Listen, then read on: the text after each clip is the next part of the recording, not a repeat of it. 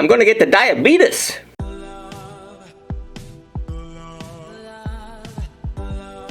Ladies and gentlemen, Brian the Beer Snob.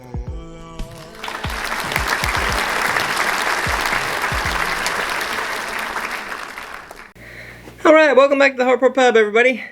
I'm going to be doing the last of my Red Stripe flavored lager beers today. So far, I did the watermelon. That was thumbs up. Totally tasted like watermelon juice. No beer vibes. That's okay. They said it's a watermelon flavored lager. It was.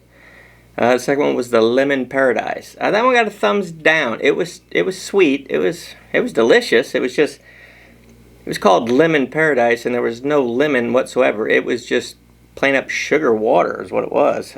So I gave that one a thumbs down. Is this one going to be... Is this going to redempt itself? Is that the word? Redempt?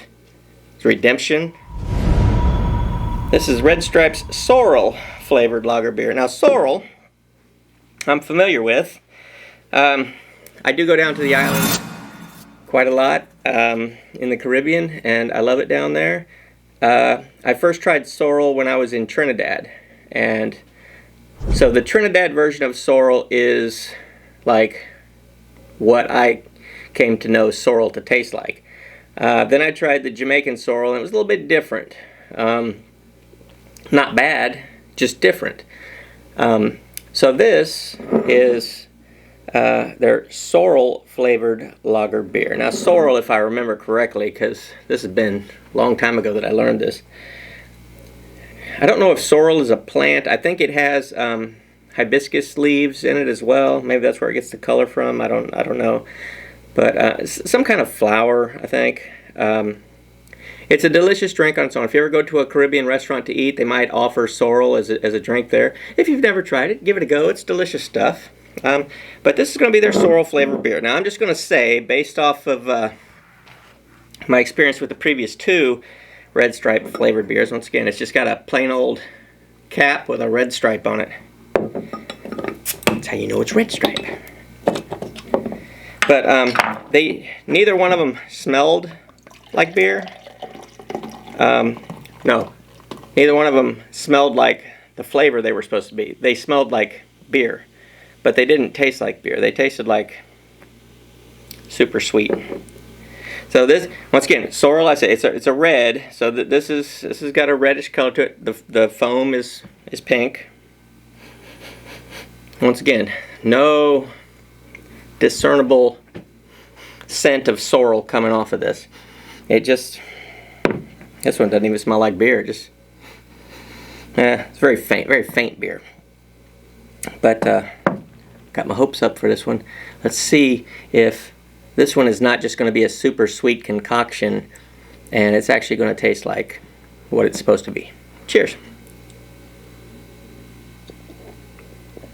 This has got to be the sweetest one of them yet. I'm going to get the diabetes drinking these. Woo!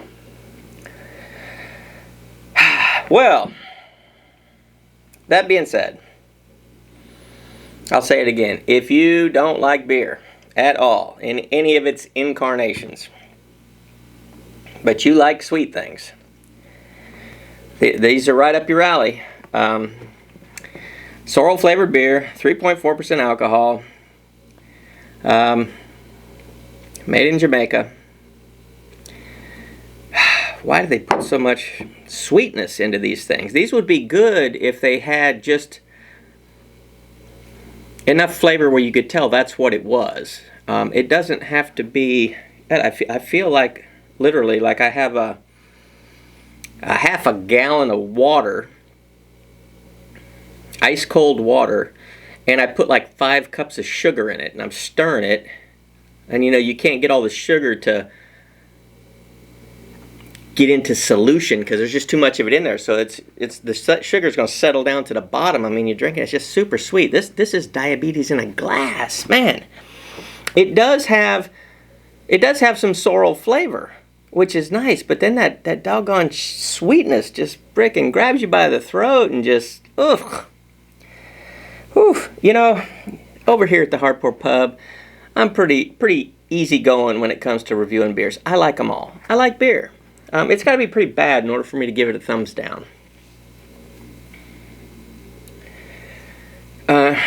This one's not going to get a thumbs up or a thumbs down. This one's going to be in the middle, you know, because it's this